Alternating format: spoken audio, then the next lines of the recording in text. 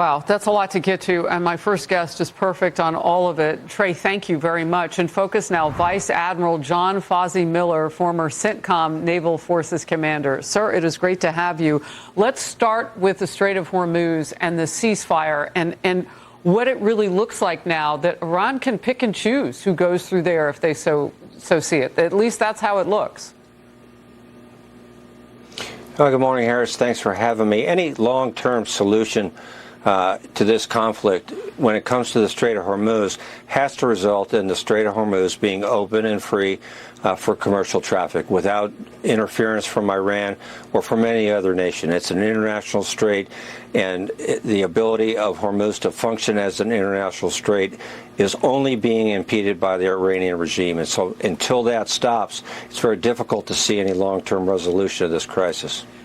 So that's one thing. The other was what Trey Yingst was just describing right then, how Iran is continuing to threaten all of its neighbors. And look, the list got longer. I knew about Kuwait and Israel overnight after the ceasefire, but the UAE, Bahrain, Qatar, Admiral, those countries can't just sit there and be patient for 2 weeks. They got to fight. They got to defend themselves. I mean, you know, they've got incoming now, so they've got to fight that off defensively.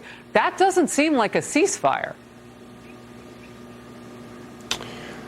I don't think it looks very much like a ceasefire anywhere you look, other than we've stopped bombing in Iran. The Iranians haven't stopped, and of course the GCC countries that have taken the brunt of this over the last month are continuing to receive incoming fire. So I think we'll get to a point very soon where the GCC can no longer wait to see what's going to happen, and they're going to start to take matters into their own hands and defend themselves through offensive action on their part. How do you see actually what we're doing right now in terms of the capability that we've taken away from Iran? I mean, we haven't completely pulled out of that region. Should we? Do you anticipate that we would kind of pull back even more during the ceasefire to send a message? Or would you rather not see the U.S. do that? Well, I think we're going to continue to see a buildup of forces. We have forces on the way that haven't arrived yet, and there's no reason to turn them around. So we ought to be using this opportunity for the next couple of weeks to resupply, to bring more forces into the region so that we're ready at any point if the ceasefire breaks down or if we're unable to negotiate a long-term agreement that's acceptable. Secretary of War Pete Hegseth says because military strikes have killed so many leaders in Iran, there is a new regime in place. Let's watch. It's a new group of people who've seen the full capability of the United States military and has a new calculus about what it means to negotiate with us, hence why they came to the table wanting a ceasefire and the shooting to stop. So this new regime, which the regime has been changed, has a different interaction with the U.S. Look, you know that part of the world well, Admiral Miller. What does it mean when our Secretary of War says there's a new group of people?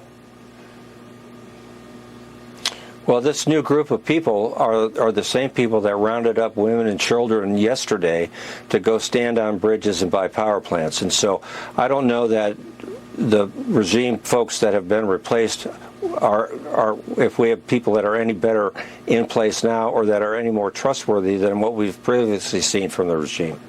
The good side of all of this is that, as you've pointed out, I mean, we are in that ceasefire moment. Real quickly, how do you see this playing out if, in fact, what we saw overnight and continuing to see today continues from Iran? Well, I don't think the ceasefire continues very long if things continue as they have since the ceasefire announcement was made. But I think long-term, what we want to be able to make sure we do, and Iran's got an opportunity here to take a breath, take a step back, to let shipping in and out of the Strait of Hormuz to stop attacking the GCC nations and to prove that it's willing and able to negotiate in good faith. I haven't seen that yet, and until we see that, I have very little confidence that this ceasefire will hold or that it'll lead to a permanent settlement. Well, and military talk, stay ready so you don't have to get ready is what we'll continue to do, it sounds like, from you. There you go. Admiral, thank you very much. Good to see you.